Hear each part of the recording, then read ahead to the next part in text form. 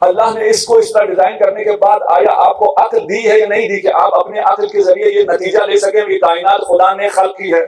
آپ کے مادہ کے اندر اندھیرے میں جو پارٹیکل ہے اس کا بھی خدا کو علم ہے، اور خدا نے اپنے قرآن میں اسے لکھ دیا ہے، اور اس کا علم امیر المؤمنین علی ابن ابی طالب کو عطا کر دیا ہے۔ امیر المؤمنین نے کہا نہیں یہ نہ کہو، کیونکہ سلمان کہہ رہا تھا کہ صرف خدا گن سکتا ہے، خدا کتنی عظیم ذات ہے، جل من احصاها۔ امیر المؤمنین نے کہا نہیں یہ نہ کہو، کہو جل من خلقها، کہو جل جلالہ جو جس نے انہیں خلق کیا ہے۔ وَإِلَّا گننے کی جہاں تک بات ہے میں انہیں گن بھی سکتا ہوں اور یہ بھی بتا سکتا ہوں ان میں کتنے نر ہیں اور کتنے مادہ ہیں۔ وہ یہ ہے کہ اللہ نے اس انسان میں اپنی روح کو پھونکا ہے۔ اگر انسان میں خدا روح کو نہ پھونکتا تو انسان میں یہ شعور نہیں آ سکتا تھا۔ خدا نے اپنی روح کیوں پھونکی؟ تاکہ اس انسان کو زمین پر اپنا خلیفہ بنایا جاتا ہے۔ خلیفہ اللہ بناتا ہے۔ اللہ اگر خلیفہ نہ بنائے تو آپ کی سلیکشن سے، الیکشن سے، امپورٹڈ، سلیکٹڈ، الیکٹڈ کوئی بھی خلیفہ نہیں ہو سکتا۔ خدا کے علاوہ خود نبی کو بھی یہ حق حاصل نہیں ہے۔ خدا نے خلیفہ بنایا، اب نبی کے بعد کا جو خلیفہ ہے وہ خدا نے بنانا ہے یا ہم نے بنانا ہے؟ چلیں مان لیا رسول خدا نے علی کو خلیفہ کہا ہے تو آپ نے مان لیا، کسی اور کو دکھاؤ کہ اپنا خلیفہ کہا ہو۔ وَمَنْ جَحَدَ، اگر سمجھ میں نہیں آ رہا تو یہ سمجھ لو، جو انکار کرے گا تیری وصایت کا، تیری خلافت کا، وہ مجھ سے نہیں ہے، نہ فقط وہ مجھ سے نہیں ہے، وہ میرا دشمن ہے۔ اب یہ دیکھا ہوگا آپ نے آج کل ٹی وی پہ، میڈیا پہ بھی جب باتیں ہوتی ہیں، جو بھی فضیلت اہل بیت ہے کہتے ہیں اس کی سند صحیح نہیں ہے۔ کبھی کسی اور کی فضیلت پہ آپ نے دیکھا کسی کو سند دیکھتے ہوئے؟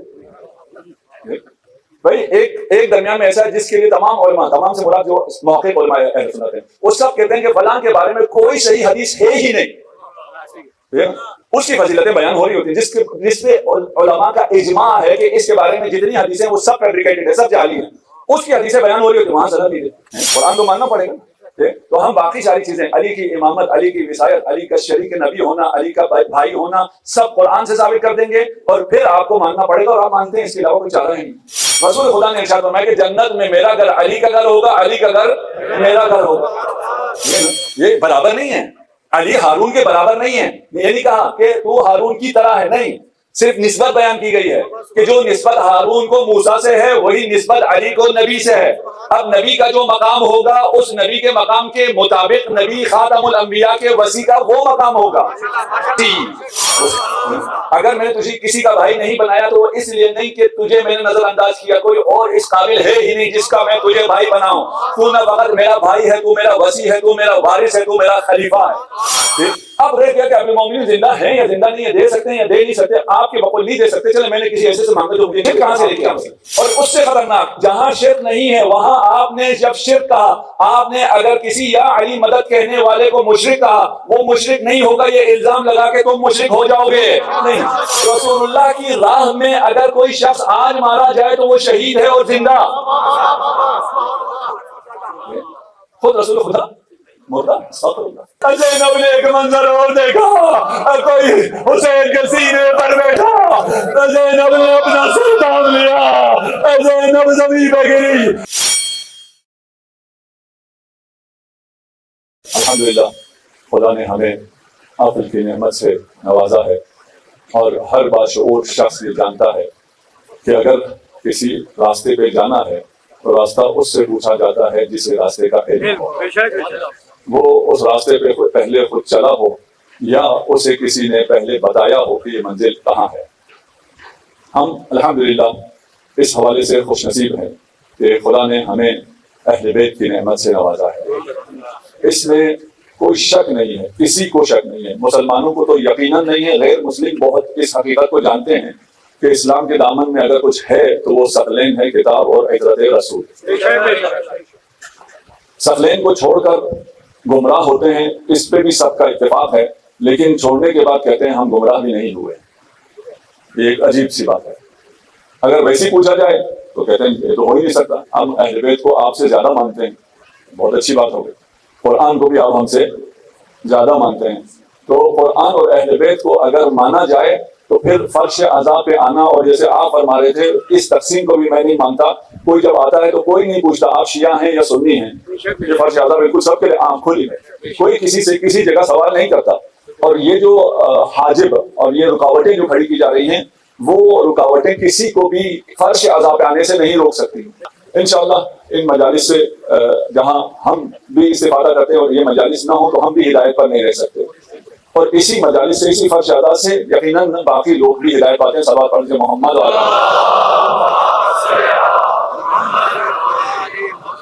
یہ عظیم کائنات جو خدا نے خلق کی ہے اور اس کائنات کو انتہائی دقیق نظام کے تحت بنایا ہے, اور اس میں جو ستارہ آپ سے نزدیک ترین ستارہ ہے وہ 4 ملین لائٹ ایئر اوے ہے. 4 ملین لائٹ ایئر, انسان سوچ نہیں سکتا کہ یہ کتنی مسافت ہے. اور 4 ملین کو اگر آپ لائٹ ایئر سمجھ میں نہیں آ رہا تو کلومیٹرز میں اگر آپ تقسیم اس کو تبدیل کرتے ہیں تو یہ 40 ٹریلین کلومیٹرز بنتا ہے. آپ کا سورج پتہ ہے کہاں ہے؟ 150 ملین کلومیٹر پہ ہے, یہی ہے, ہاتھ لگاؤ تو سورج آپ کے ہاتھ میں آ جائے گا. یہ 150 اور وہ 40 ٹریلین پہ سب سے نزدیک جو ستارہ ہے, اتنی عظیم اتنی بڑی, یہ جو سب سے نزدیک ہے اس کا یہ حال ہے. گلیکسیز میں نے آپ کو کہا 2 ٹریلین گلیکسیز, ہر گلیکسی میں 100 بلین سٹارز, جس نے اتنا عظیم کائنات کو خلق کیا ہے. اور یہ عظمتیں صرف دور تک ہے نہیں, آپ اگر نزدیک آ جائیں تو جو سب سے چھوٹا ذرہ اس کائنات میں ابھی ہمیں پتا ہے کوارٹز, جسے آج تک کوئی دیکھ ہی نہیں سکا ہے, اور اس کے اندر اتنی انرجی ہے جس کو کوئی حساب ہی نہیں. ان سب کو کس نے خلق کیا ہے؟ خدا نے خلق کیا ہے. کیا کہتا ہے خدا ان کو خلق کر کے؟ آپ کو قرآن میں کیا پیغام دیتا ہے؟ خلق کل شیء فقدرہ تقدیرا. ان تمام چیزوں کو میں نے خلق کیا ہے, اور خلق کرنے کے بعد میں نے ان کا نظام بھی بنایا. ان کو ان میں سے کوئی دوسرے کی جگہ نہیں لیتا. ہر شخص نہیں, ہر موجود, ہر کریچر اپنی اپنی جگہ پر ہے.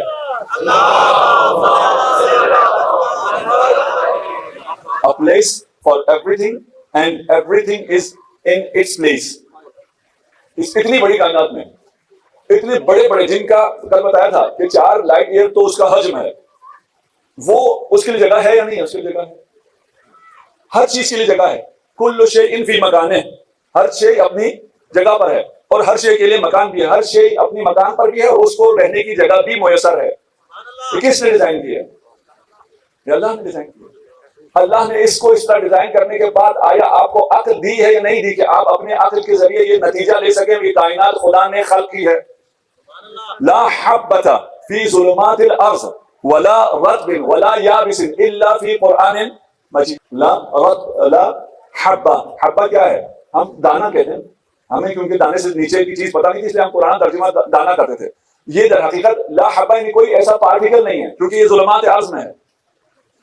آپ کے مادہ کے اندر اندھیرے میں جو پارٹیکل ہے اس کا بھی خدا کو علم ہے, اور خدا نے اپنے قرآن میں اسے لکھ دیا ہے, اور اس کا علم امیر المؤمنین علی ابن ابی طالب کو عطا کر دیا ہے. نہیں ہو سکتا کہ یہ ایسے ہی ہو. ایک وادی سے امیر المؤمنین اور سلمان گزر رہے تھے, اور وہ بہت چونٹیاں تھیں, حد نگاہ چونٹیاں تھیں. سلمان نے کہا کہ جل اسے جو گن سکتا ہے, جل من احصاہا, جو اسے گن سکتا ہے وہ کتنی عظیم ذات ہے جو ان کو گن سکتی. امیر مومنین نے کہا نہیں یہ نہ کہو, کیونکہ سلمان کہہ رہا تھا کہ صرف خدا گن سکتا ہے, خدا کتنی عظیم ذات ہے. جل من احصاہا. امیر مومنین نے کہا نہیں یہ نہ کہو, کہو جل من خلقہا, کہو جل جلالہ, جو جس نے انہیں خلق کیا ہے. وَإِلَّا گننے کی جہاں تک بات ہے, میں انہیں گن بھی سکتا ہوں اور یہ بھی بتا سکتا ہوں ان میں کتنے نر ہیں اور کتنے مادہ ہیں. یہ کائنات, یہ اتنی دقیق کائنات, اتنی خوبصورت کائنات. آپ کو کائنات اگر ذرا سمجھ نہیں آتی اپنی زمین تو نظر آتی ہے. یہ جو ابھی سیٹلائٹ بھیجا آپ نے, پہلے بھیجا ہبل کو بھیجا, آپ نے کائنات دیکھنے کے لیے بھیجا تھا, اس نے آپ کو واپس زمین دکھائی کہ آپ کس خوبصورت زمین میں ہیں, کتنی خوبصورت ہے یہ زمین. یہ اللہ کا شاہکار ہے, آپ کے لیے خلق کیا ہے. زمین کو آپ کے لیے خلق کیا, آسمان کو آپ کے لیے خلق کیا, ستاروں کو آپ کے لیے خلق کیا, کہکشانوں کو آپ کے لیے خلق کیا ہے. اس زمین کو, پانی کو, دولت کو, سونے کو, چاندی کو, پہاڑوں کو, ندیوں کو, نالوں کو, سب کو آپ کے لیے خلق کیا ہے, اور آپ کو اپنے لیے خلق کیا. آپ معمولی نہیں ہیں. میرا سلام آپ پر, آپ اللہ کا معجزہ ہیں. ہر فرد اللہ کا معجزہ ہے, اور ایسا معجزہ ہے جو قابل تکرار نہیں ہے. آپ جیسا کوئی انسان نہ پہلے کوئی آیا ہے دنیا میں, نہ قیامت تک دوبارہ آئے گا. یونیک ہے. کتنے پیار سے بنایا خدا نے, کتنی توجہ سے بنایا. اس نے یہ دنیا بنائی, اور پھر ہمیں جو لوگ کہتے ہیں, کیا کہتے ہیں, یہ ایولیوشن ہوئی تھی, نیچرل سلیکشن تھا, ایک مرحلہ آیا اور اس کے بعد انسان جو ہے بندر تھا, بندر سے وہ انسان بن گیا. اور پھر نہ فقط یہ کہ یہ کوئی احمقانہ بات نہیں ہے ڈارون کی یہ تھیوری، بلکہ کہتے ہیں کہ اس تھیوری کی وجہ سے بایولوجی سے خدا کو ڈارون نے نکال دیا، اب بایولوجی میں ہمیں خدا کی ضرورت ہی نہیں ہے۔ کتنی احمقانہ تھیوری ہے، لیکن ہمارے بچوں کو ایسے پڑھایا جاتا ہے جیسے اس سے بڑی کوئی چیز آئی ہی نہیں ہے۔ اور پھر رسل ہے دی فارگیٹن فادر آف ایولیوشن، ایولیوشن کی اصل تھیوری یہ رسل نے پیش کی، اس کے بعد ڈارون نے اس کو پڑھایا، بنایا، پیش کیا اور یہ آگے نکل گیا۔ یہ کہتا ہے کہ ایولیوشن ہے، ہم بھی کہتے ہیں ایولیوشن ہے، ہم نہیں کہتے کہ نہیں ہے، تکامل ہو رہا ہے لیکن اس معنی میں نہیں ہے۔ رسل کیا کہتا ہے؟ کہتا ہے یہ جو انسان ایولیویٹ ہو کے، تطور ہو کے، ایڈوانس ہو کے اس میں عقل اور شعور آ گئی، یہ کسی ڈیوائن انٹرویشن کے بغیر ممکن نہیں ہے۔ بھائی یہ انسان، جانتے ہو آپ کیا ہو؟ آپ اور باقی تمام مخلوقات میں کتنا بڑا فرق ہے۔ آپ ہنر جانتے ہو، آپ علم رکھتے ہو، آپ فضا میں جاتے ہو، آپ مشاہدہ کرتے ہو، آپ شعور رکھتے ہو، آپ ترانے گاتے ہو، آپ ناول لکھتے ہو، آپ نہ جانے کیا کیا کرتے ہو۔ یہ ساری دنیا جو سارے آپ نے خلق کیا ہے، یہ سارا بندر اس طرح ہو سکتا ہے ایولیٹ ہو کر؟ اگر وہ کہتا ہے، جس نے یہ تھیوری دی ہے وہ کہتا ہے کہ اس درمیان میں پہلے لوگوں جیسے جانور تھے، اس میں خدا نے کوئی کام ایسا کیا ہے جس کی وجہ سے یہ یکسر تبدیل ہو گیا، اور یکسر تبدیل ہو کے یہ بالکل ممتاز ہو گیا، بالکل الگ ہو گیا۔ اب اس کے حقوق ہیں، باقی جانوروں کے حقوق نہیں۔ بات آپ ساتھ ہیں انشاءاللہ؟ اچھا وہ کیا ہوا ہے؟ وہ ایولیوشن کو اگر ہم مان بھی لیتے ہیں، وہ کیا ہوا ہے جس کی وجہ سے یہ انسان ہو گیا ہے اور اشرف المخلوقات ہو گیا ہے، اور اس میں یہ شعور آ گیا ہے، اس میں یہ آگاہی آ گئی ہے۔ وہ جو حادثہ ہوا ہے وہ وَنَفَخْتُ فِيهِ مِن رُوحِي، وہ یہ ہے کہ اللہ نے اس انسان میں اپنی روح کو پھونکا ہے۔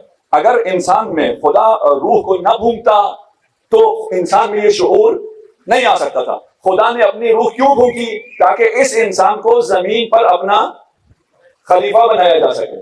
اگر شعور ہو اور خدائی روح ہو تو اس انسان کو اس زمین پر اللہ نے خلیفہ بنانے کے لیے یہ مقام عنایت کیا ہے۔ خلیفہ اللہ بناتا ہے، اللہ اگر خلیفہ نہ بنائے تو آپ کی سلیکشن سے، الیکشن سے، امپورٹڈ، سلیکٹڈ، الیکٹڈ کوئی بھی خلیفہ نہیں ہو سکتا۔ یہ خلیفہ بنانا انتہائی اہم کام ہے، اسے خدا بناتا ہے۔ خدا نے پہلا خلیفہ زمین پہ بھی بنایا، اگر جس کو پہلے کو خلیفہ بنایا اس کے بعد جتنے بھی نبی آئے سب کے وزیر بنایا، سب کا وزیر بنایا، سب کا خلیفہ بنایا، اور خود خدا نے بنایا۔ خدا کے علاوہ خود نبی کو بھی یہ حق حاصل نہیں ہے، خدا نے خلیفہ بنایا۔ اب نبی کے بعد کا جو خلیفہ ہے وہ خدا نے بنانا ہے یا ہم نے بنانا ہے؟ وہ ہم نے بنانا ہے یا خدا نے بنانا ہے؟ ہم جاتے ہیں احادیث کی طرف۔ ہم نے کہا تھا پہلی مجلس، اگر آپ کو یاد ہو، کہ ہمارے سارے مسائل حدیث حل کر دے گی۔ دیکھیں حدیث سرلین ہے، کتاب اللہ و عطرتی، مشہور کیا ہے؟ کتاب اللہ و سنتی، مشہور ہے۔ بھئی اب شہرت کہاں سے آئی ہے؟ اس شہرت کے پیچھے کوئی ہونا چاہیے نا، روایت بھی تو ہونی چاہیے۔ اس شہرت کے پیچھے کوئی روایت نہیں ہے۔ جب کوئی روایت نہیں ہے، جو چیز روایت نہیں ہے وہ مشہور ہو جائے، جو رسول خدا نے ارشاد فرمایا وہ مشہور نہ ہو، اس کی وجہ کیا ہوگی؟ اموی اسلام۔ یہ نبوی اسلام نہیں ہے، یہ اموی اسلام۔ مان لیا ہم ویسے ہے غلط، مان نہیں سکتے، جو رسول نے ارشاد فرمایا ہم کیسے مانیں گے؟ پھر بھی اگر مان لیا آپ کو ساتھ چلانے کے لیے کہ رسول خدا نے فرمایا ہے کتاب اللہ و سنتی، ہم جب سنت رسول کے پاس جاتے ہیں تو سنت رسول الف سے یہ تک سب جگہ، ہر مقام پر ارشاد فرماتا ہے عطرتی عطرتی۔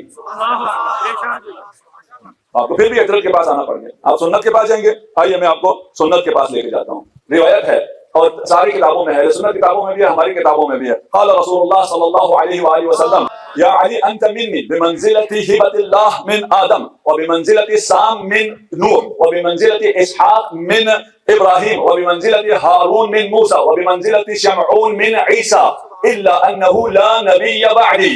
اس کا ترجمے کی ضرورت نہیں ہے، تاریخ میں پہلے نبی سے لے کر آخری تمام اولو العزم پیغمبروں کو بتایا کہ جو منزلت ان کو اپنے وسیع سے حاصل تھی، اپنے خلیفہ سے حاصل تھی، وہی منزلت اے علی تجھے مجھ محمد سے حاصل ہے۔ یہ موجود ہے یا نہیں ہے؟ کتابوں میں موجود۔ پھر سمجھ میں کیوں نہیں آتا؟ اس سے ہمیں خلیفہ ہونا سمجھ میں نہیں آتا۔ یہ ہے کتابوں میں، یہ وہ ایتھس کی طرح ہے۔ یہ ساری کائنات ہے یا نہیں ہے؟ تو بھی ہے یا نہیں ہے؟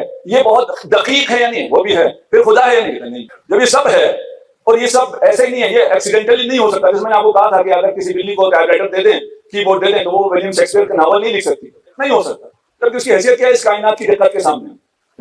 جب وہ نہیں ہو سکتا پھر یہ کائنات نظر آ رہی ہے اور تمہیں خدا نظر نہیں آ رہا۔ رسول خدا یہاں آدم سے لے کر موسیٰ تک کہہ رہے ہیں کہ یا علی انت بمنزلتی ہبۃ اللہ من آدم۔ پھر بات کیا ہے؟ پھر تو سمجھ میں آ جانی چاہیے۔ کیا کہتے ہیں؟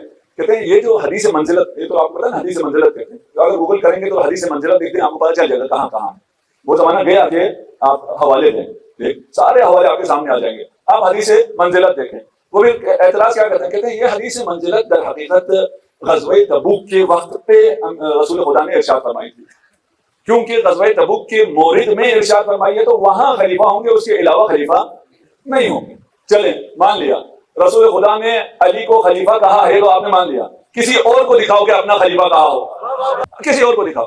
جب اس روایت سے آپ کو یہ پتہ چل گیا کہ یہ خلیفہ ہونا ثابت ہے تو ہم اسے غزوہ تبوک کے علاوہ زندگی خاتم الانبیاء میں مکہ میں بھی دکھائیں گے، مدینہ میں بھی دکھائیں گے، جنگ میں بھی دکھائیں گے، وطن میں بھی دکھائیں گے، سفر میں بھی دکھائیں گے، حضر میں بھی دکھائیں گے۔ یہ صرف ایک جگہ نہیں آئی ہے، یہ بہت زیادہ جگہ آئی ہے۔ پھر بھی اگر آپ کو سمجھ میں نہیں آ رہا، پتہ نہیں یہ خلافت بیان کر رہی ہے یا بیان نہیں کر رہی، نبی یہ کہہ کے خاموش ہوئے ہیں، صرف حدیث منزلت ارشاد فرما کے اگر نبی خاموش ہو گئے ہوتے تو آپ کو پھر بھی شاید سمجھ میں نہ آتا۔ دیکھیں نبی کیا فرما رہے ہیں، یا علی انت وصی و خلیفتی فمن جحد وصیتک و خلافتک فلیس منی ولست منہ۔ یہ اس میں کوئی اردو ہی ہے، اس میں کیا مسئلہ ہے؟ یا علی انت وصی، اے علی تو میرا وصی ہے، و خلیفتی تو میرا خلیفہ ہے، فمن جحد، اگر سمجھ میں نہیں آ رہا تو یہ سمجھ لو جو انکار کرے گا تیری وصایت کا، تیری خلافت کا، وہ مجھ سے نہیں ہے، نہ فقط وہ مجھ سے نہیں ہے، وہ میرا دشمن ہے۔ وانا خصمہ یوم القیامہ، علی کی خلافت کو نہ مانو، میں رسول خدا اس کا دشمن ہوں۔ یا علی، اب بھی سمجھ میں نہیں آیا، رسول خدا پھر ارشاد فرما رہے ہیں، یا علی انت افضل امتی فضلا واقدمهم سلما واکثرهم علما واشجعهم قلبا وانجاهم کہفا۔ اب بھی سمجھ نہیں آیا، جتنی فضیلتیں تھیں کہا تمام فضیلتوں میں اسلام میں تو سب سے پہلے ہے، علم میں تو سب سے زیادہ ہے، شجاعت میں تو سب سے آگے ہے، تمام فضیلتوں میں جو سب کا امام ہو وہ لوگوں کا امام نہ ہو۔ کہاں چلی گئی عقل، کہاں چلی گئی؟ یار یہ ساری کائنات ہے، خدا نہیں ہے، اور ہیں بھی اسکالر سائنٹسٹ، کہاں سے آ گئے؟ ڈارون نے بتا دیا ہمیں ہم کہاں سے آئے ہیں، مان لیا۔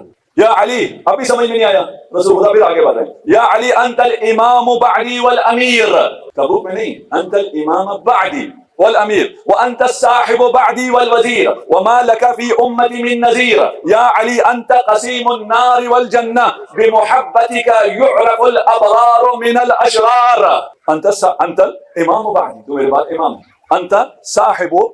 انت صاحب بعدی والوزیر، میرا وزیر بھی تو ہے اور میرا صاحب ہے، جو کچھ میرا ہوگا وہ تیرا ہوگا۔ یا علی انت قسیم الجنت والنار بمحبتک، تیری محبت سے پہچانے جائیں گے الابرار من الفجار ویتمیز بین الاشرار من الاخیار وبین المؤمنین والکفار۔ کوئی بات رہ گئی؟ کوئی بھی نہیں، ساری باتیں حل ہو گئی۔ جب ساری باتیں حل ہو گئی، جو آپ باقیوں کے جو اس پہ اعتراض ہے وہ میں خود پیش کر دوں گا، مجھے آپ کو ضرورت نہیں ہے کہ آپ کو بعد میں کہیں سے نظر آئے، کیونکہ یہ روایت جو آپ نے اتنی تفصیل سے پڑھی ہے یہ صحاح میں نہیں ہے، ہماری کتابوں میں تو ہے لیکن ہمیں آپ صحاح سے دکھائیں گے تو ہم مانیں گے، جو صحاح میں نہ ہو اسے ہم نہیں مانیں گے۔ اچھا، آپ یہ دیکھا ہوگا، آپ نے آج کل ٹی وی پہ میڈیا پہ بھی جب باتیں ہوتی ہیں، جو بھی فضیلت اہل بیت ہے کہتے ہیں اس کی سند صحیح نہیں ہے۔ کبھی کسی اور کی فضیلت پہ آپ نے دیکھا کسی کو سند دیکھتے ہوئے؟ بھائی ایک درمیان میں ایسا ہے جس کے لیے تمام علماء، تمام سے مراد جو محقق علماء اہل سنت ہیں، وہ سب کہتے ہیں کہ فلاں کے بارے میں کوئی صحیح حدیث ہے ہی نہیں، اس کی فضیلتیں بیان ہو رہی ہوتی ہیں جس پہ علماء کا اجماع ہے کہ اس کے بارے میں جتنی حدیثیں وہ سب فیبریکیٹڈ ہے، سب جعلی ہیں، اس کی حدیثیں بیان ہو رہی ہوتی ہیں، وہاں سند نہیں دیکھتے۔ کہاں آ کے سند دیکھتے ہیں؟ اہل بیت کی شان، چلو جی دیکھ لو، ہمیں تو وہ بھی کوئی مسئلہ نہیں۔ یہ حدیث اس تفصیل سے تو نہیں ہے، لیکن یہ حدیث انت منی بمنزلت ہارون من موسیٰ، یہ صحاح میں ہے یا نہیں ہے؟ ہمارے لیے اتنا کافی ہے۔ آپ نے سینسر کر کے اتنا سے لکھا، شاید پوری بات یہاں پہ گول کی جا سکے۔ ہم کہتے ہیں ہمارے لیے یہی کافی ہے، ہمارے لیے صحاح کا اتنا ٹکڑا کیوں کافی ہے؟ اگر یہ جو حدیث ابھی میں نے پڑھی تفصیل سے، اس کے بارے میں حاکم مستدرک میں کہتے ہیں کہ اس کی روایت اور اس کی سند بالکل صحیح ہے اور علی شرط شیخین صحیح ہے، یعنی مسلم بخاری کی جتنی شرائط ہے اس شرائط پر یہ حدیث بالکل صحیح حدیث ہے۔ ہم اس کو بھی وہی بحث نہیں کرتے، وہ آپ کو خود نہیں پتہ چلتا، جو عام لوگ ہیں ہمیں نہیں پتہ چلتا یہ شیخین کیا ہے اور سند کیا ہے وغیرہ کیا ہے، ٹھیک، ہم اتنا حصہ لے لیتے ہیں یا علی انت بمنزلۃ ہارون من موسیٰ، باقی چیزیں ہم قرآن سے ثابت کرتے ہیں، مانو گے نہیں مانو گے؟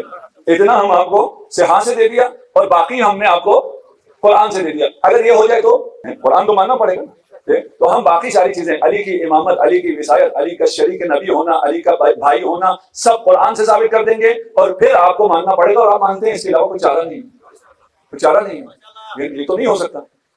ہاں ماننے کے بعد کہتے ہیں کہ ہم یہ مانتے یہ نہیں مانتے، وہ مرضی ہے، علی کو مانے بغیر جنت کا حصول ممکن نہیں ہے، علماء اسلام کا اتفاق ہے، کوئی ایسا مسلمان نہیں ہے جو اس سے اختلاف رکھتا ہو، محبت اہل بیت کے بغیر جو مرضی کر لو جنت کی بو بھی نہیں سوکھ سکتا۔ اچھا، اس سے اب ہم کیسے ثابت کر سکتے ہیں؟ قرآن سے ہم ولایت امیر المومنین کو، خلافت اور وصایت امیر المومنین کو قرآن سے ہم حدیث منزلت سے کیسے ثابت کر سکتے ہیں؟ پھر آپ کے سامنے مجھے کچھ آیتیں پڑھنی پڑیں گی۔ جانتے ہیں قرآن میں سب سے زیادہ ذکر کس کا ہے؟ موسیٰ کا، نام لے کے سب سے زیادہ موسیٰ کا ذکر۔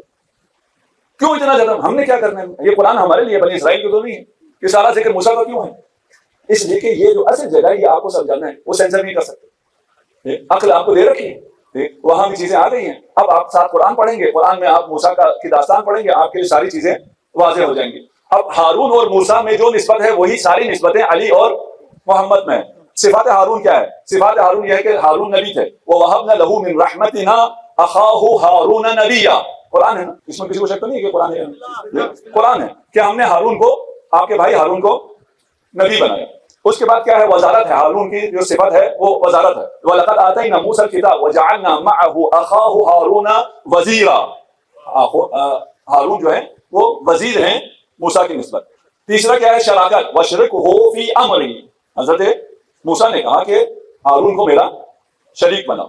وَأَوْحَيْنَا مُوسَى إِلَىٰ أَخِيهِ، اللہ نے موسیٰ اور موسیٰ کے بھائی ہارون پہ وحی کیا کہ أَن تَبَوَّأَ لِقَوْمِكُمَا بِمِصْرٍ بُيُوتًا، کہ آپ دونوں اپنے مصر میں شہر میں گھر بنائیں، وَجَعَلُوا بُيُوتَكُمْ قِبْلَةً، اور تم دونوں کے گھر جو ہیں وہ کیا ہوں گے؟ قبلہ ہوگا، یعنی ہارون کا گھر اور موسیٰ کا گھر الگ الگ نہیں ہے، ایک ہی گھر ہے۔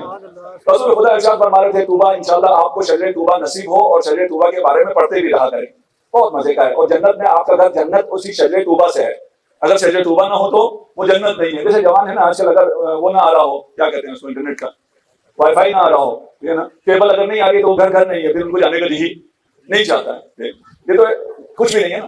وہاں جو جنت میں جو کچھ ہے آپ کو شجرہ طوبیٰ سے آ رہا ہوگا، وہ شجرہ طوبیٰ کہاں ہے؟ رسول خدا نے ارشاد فرمایا جنت میں، میرے گھر میں۔ کچھ دنوں بعد کہا کہ وہ جنت میں، علی کے گھر میں۔ تو کسی نے کہا یار پہلے آپ نے کہا تھا آپ کے گھر میں، آج آپ کہہ رہے ہیں علی کے گھر میں۔ رسول خدا نے ارشاد فرمایا کہ جنت میں میرا گھر علی کا گھر ہوگا، علی کا گھر میرا گھر ہوگا۔ یہاں قرآن کیا کہہ رہا ہے؟ قرآن کہہ رہا ہے کہ ہارون اور موسیٰ دونوں جاؤ گھر بناؤ، تمہارے گھر جو ہیں وہ کیا ہوگا؟ قبلہ ہوگا، خلافت۔ وقال موسیٰ لأخیہ ہارون اخلفنی فی قومی واصلح، آپ میرے بعد خلیفہ ہیں۔ پانچویں کیا ہے؟ اخوت، ووہبنا لہ من رحمتنا اخاہ ہارون نبیا۔ ابھی 5 چیزیں ہو گئی۔ ہارون کیا ہیں؟ نبی ہیں، یا نبی کو میں آخر میں رکھتا ہوں۔ ہارون بھائی ہیں، وزیر ہیں، شریک ہیں، اور نبی کے علاوہ کیا تھا؟ وزیر ہیں اور نبی ہیں، یہ 5 چیزیں ہیں۔ قرآن کہہ رہا ہے نا، یہ تو ہم حدیث سے نہیں بیان کر رہے کہ حدیث کی سند ضعیف ہو جائے گی۔ ہارون بھائی ہے، وزیر ہے، شریک ہے، ایک رہ گیا نبی آخری رکھ رہا ہوں، وسیع نہیں ہے، وزیر پہ کہہ چکا ہوں، چلیں بھارت جو بھی ابھی گننے میں ہو رہا ہے، ٹھیک۔ اس میں آپ کہا کہ یہ ہارون جو کچھ ہے کس کے لیے؟ موسیٰ کے لیے، وہی نسبت علی کو محمد سے ہے۔ ان 5 میں سے صرف ایک استثناء ہے، الا انک لست بنبی، تو ہارون ہی کی طرح ہے، وہ ساری خصوصیات تجھ میں بھی ہیں، صرف ایک نہیں ہے کہ تو نبی نہیں ہوگا۔ اس کا مطلب ہے تو وسیع ہوگا، تو خلیفہ ہوگا، تو وزیر ہوگا، تو شریک ہوگا۔ حدیث منزلت سے، قرآن سے بات ثابت ہو گئی۔ اب ہمیں حدیث کی ضرورت ہی نہیں ہے، یہ باقی جو تمام حدیث میں آگے پیچھے سارا لکھا تھا جو آپ نے سنسر کر دیا وہ بھی قرآن نے ثابت کر ہو گیا۔ اچھا دیکھیں، اگر کسی کے ہاں کسی کے لیے شبہ پیدا ہو کہ یہ بات میں نبی ہوگا یا نہیں ہوگا، وہاں پہ رسول فرمائے بات بنتی ہے کہ انت منی بمنزلۃ ہارون من موسیٰ۔ اب اگر ہارون موسیٰ ہے تو ہارون کیونکہ نبی تھا اس لیے علی سے کہنا پڑا تو نبی نہیں ہوگا، باقی چیزیں تو ہے، جس میں ان 4 میں سے کوئی ایک چیز بھی نہ ہو اسے کہیں تو میرے بعد نبی نہیں ہوگا۔ وہ کیوں کہیں گے؟ بات پہنچ رہی؟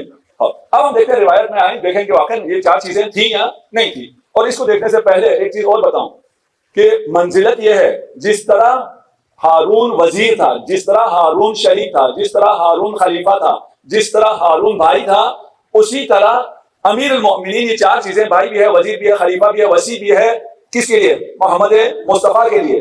لیکن کہاں موسیٰ، کہاں میرا نبی؟ یہ برابر نہیں ہے. علی ہارون کے برابر نہیں ہے. یہ نہیں کہا کہ تو ہارون کی طرح ہے، نہیں، صرف نسبت بیان کی گئی ہے کہ جو نسبت ہارون کو موسیٰ سے ہے وہی نسبت علی کو نبی سے ہے. اب نبی کا جو مقام ہوگا اس نبی کے مقام کے مطابق نبی خاتم الانبیاء کے وسیع کا وہ مقام ہوگا. اس کا مقام مقام وصایت موسوی نہیں ہوگا، یہ مقام مقام وصایت خاتم ہے.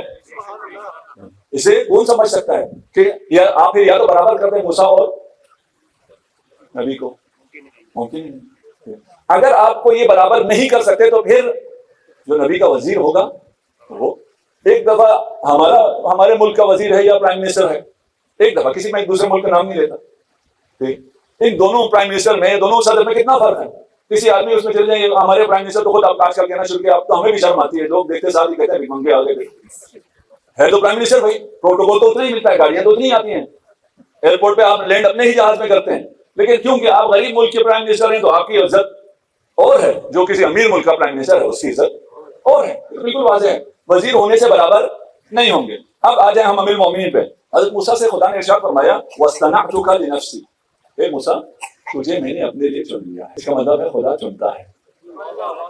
موسیٰ کو بہت بڑے کام کے لیے چن لیا. ہمیں بھی تو رو رو کے یہ آیت پڑھنی چاہیے نا، خدایا مجھے بھی چن لے.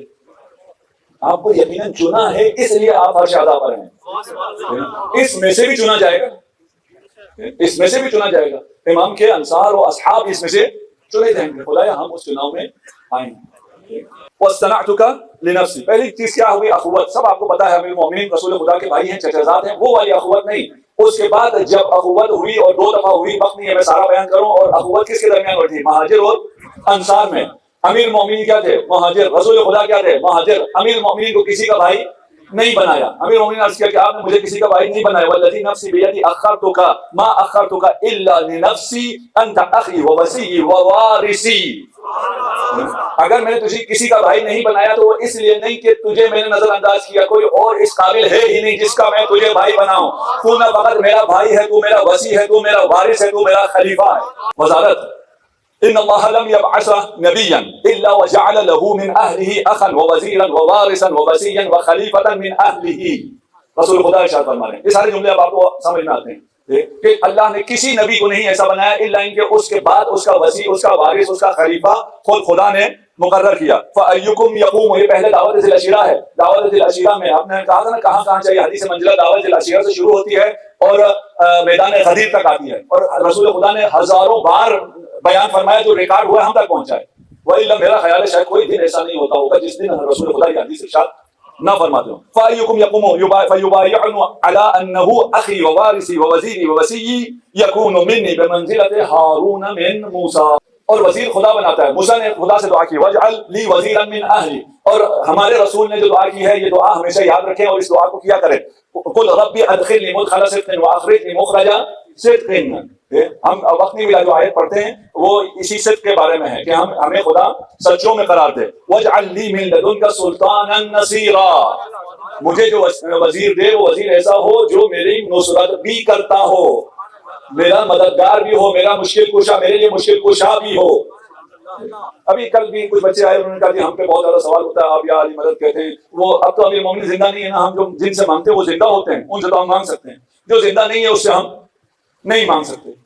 اور یہ باتیں کہنا شروع کی، آپ نے کچھ ویڈیوز بھی دیکھی ہوں گی اس قسم کی. یہ باتیں اب کیونکہ انفارمیشن عام ہو گئی نا تو اب وہ شرک کا جواب نہیں دے سکتے. کہتے کیونکہ وہ بندہ ہے نہیں اس لیے. اچھا تو یہ ہوا کہ جو زندہ غیر اللہ ہے اس سے مانگا جا سکتا ہے. یہ باتیں ہو گئی. آپ کہتے ہیں یہ تو زندہ ہے اس لیے میں اس سے مانگ سکتا ہوں، یہ اور یہ زندہ نہیں ہے، تو بات شرک والی تو ختم ہو گئی. غیر اللہ سے مانگنا شرک ہے یہ کہتے تھے آپ، یہ بات تو ختم ہو گئی. غیر اللہ سے مانگ سکتے ہیں، میں آپ سے مانگ سکتا ہوں. اور یہ جو شرک کہتے ہیں یہ چندہ مانگ مانگ کے کھاتے ہی نہیں کیونکہ یہ زندہ ہے. تو سب سے پہلی بات تو یہ ہو گئی کہ یہ تو آپ نے خود ثابت کر دیا کہ یہ جو آپ شرک کہتے تھے یہ جھوٹ بولتے تھے، یہ لوگوں کو گمراہ کرتے تھے، یہ شرک نہیں.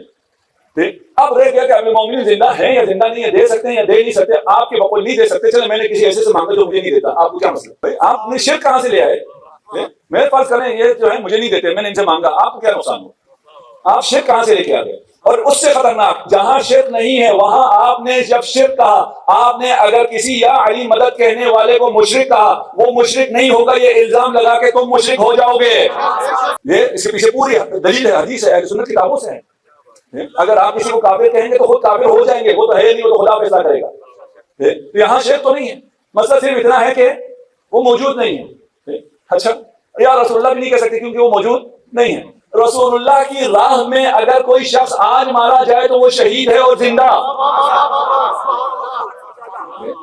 خود رسول خدا مردہ، استغفر اللہ۔ یا تمہارا شہید زندہ، اور سید الشہداء کا باپ علی ابن ابی طالب فخر شہداء، خلافت اسی حدیث میں، اس میں نے جو ابھی آپ کو سنائی ہے وہ لمبی حدیث تھی، اس کے علاوہ بھی یہ میں نے کہا ایک جگہ نہیں ہے حدیث منزلت، حدیث منزلت بہت زیادہ ہے، اور اگر وقت ہوتا تو میں آپ کو سارے پیش کرتا کہ کہاں کہاں ہے، اور ضرورت کوئی نہیں ہے، گوگل کرو آپ کے سامنے آ جائے گا۔ اسی میں ہے حدیث منزلت کے بعد ہے انہ لا ينبغي ان اذهب الا وانت خلیفتی، یہ نہیں ہو سکتا یا علی انت منی بمنزلت ہارون من موسیٰ، اس کے بعد یہ نہیں ہو سکتا علی میں چلا جاؤں اس دنیا سے، میں پردہ کر جاؤں اور تو میرا خلیفہ نہ ہو۔ تو امیر المؤمنین بمنزلہ یہ ہارون من موسیٰ ہے۔ وقت آ گیا اور بس میں مختصر کر دوں گا مسائل کو، ہمارے پاس شاید 5 منٹ ہیں۔ قاسم جو ابھی جوان بھی نہیں ہوئے تھے، جب محضر شہادت پڑھی گئی اس میں قاسم کا نام نہیں تھا۔ یہ واحد مجاہد ہے جس نے اجازت لینے کے لیے امام حسین کے کبھی ہاتھ چومتا تھا، کبھی پاؤں پڑتا تھا، پاؤں چومتا تھا، امام مجھے اجازت دیجیے۔ جب اجازت نہیں ملی زانو یہ غم بغل کیا، ہاتھ تعویذ پر آیا، تعویذ کھول کے دیکھا باپ کی طرف سے اجازت مل گئی، جا کر امام کی خدمت میں پیش کیا، امام کو اجازت دینا پڑی، اور امام نے جب اجازت دی اور قاسم نکلے، روایت میں یہ الفاظ بھی پھر کسی اور شہید کے لیے نہیں ملتے کہ گلے لگ کر امام اور قاسم اتنے روئے کہ دونوں بے ہوش ہو کر زمین کربلا پر گر گئے۔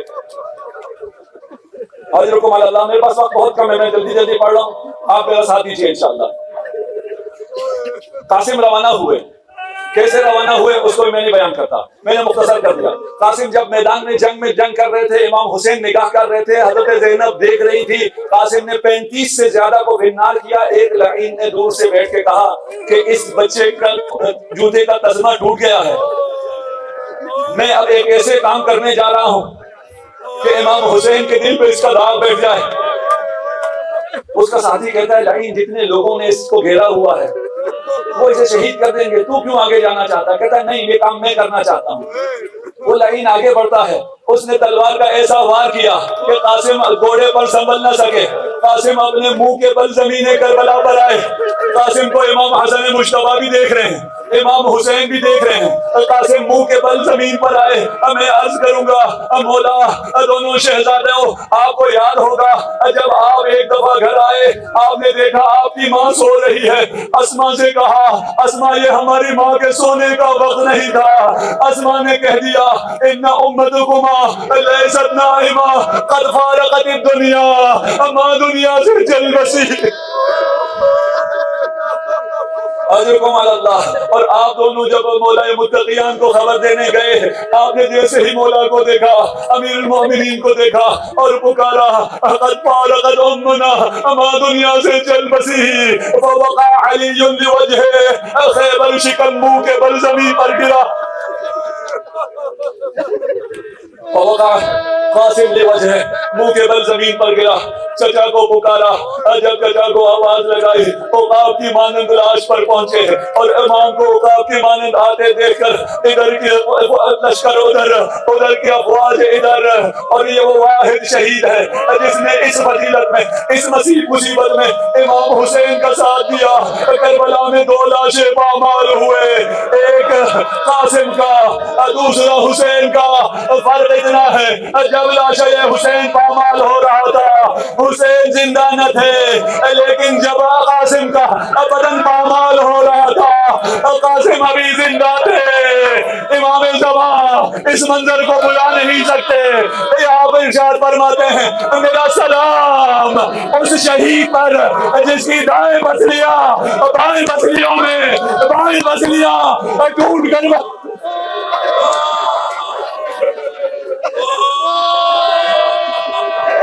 अल्लाह। बस मुख्तसर कर दिया आखिरी जुमले। रावी कहता है कि कुछ देर बाद जब गुबार छटा, हमने देखा कि इमाम हुसैन कासिम के सराहने पर हैं और कासिम दर्द से एड़ियां रगड़ रहे हैं। इस मंजर को हुसैन ने कैसे बर्दाश्त किया? इस मंजर को देखकर ज़ैनब भी तड़प गई। लेकिन मैं अर्ज करूंगा, ज़ैनब अभी कुछ देर बाद आपने ये मंजर दोबारा देखना है। जब ज़ैनब खेमे से निकली, नामहरमों के मजमे में आई, या हुसैन कहती आई। हुसैन जमीन पर एड़ियां रगड़ रहा था। सूरज को कहने लग गया। खेमे से ज़ैनब हुसैन कहती नामहरमों में आ गई। इस हुसैन का ज़ैनब ने एक मंजर और देखा, कोई हुसैन के सीने पर बैठा। ज़ैनब ने अपना सिर थाम लिया। ज़ैनब जमीन पर गिरी। आसमान से आवाज आई, या अहलल आलम क़द क़तल हुसैन बिकरबला। अस्सलाम वालेकुम दोस्तों, कैसे हैं आप सब? उम्मीद करता हूँ आप सब खैरियत से होंगे। हमारी ये वीडियो आपको कैसी लगी है हमें कमेंट सेक्शन में ज़रूर बता दिया करें और हमारे वीडियो को ज़्यादा से ज़्यादा लाइक, सब्सक्राइब और शेयर भी ज़रूर किया करें, ताकि हर आने वाली नई वीडियो आपके पास बर वक्त पहुँच सके। आपसे, आप दोस्तों से, आपके रिश्तेदारों से ये रिक्वेस्ट रहती है कि हमारे इस वीडियो को ज़्यादा से ज़्यादा शेयर किया करें, ताकि उनके पास भी हर आने वाली नई वीडियो बर वक्त पहुँच सके। अल्लाह ताला से दुआ है कि अल्लाह ताला आपको हर बला से महफूज रखे। अस्सलाम वालेकुम।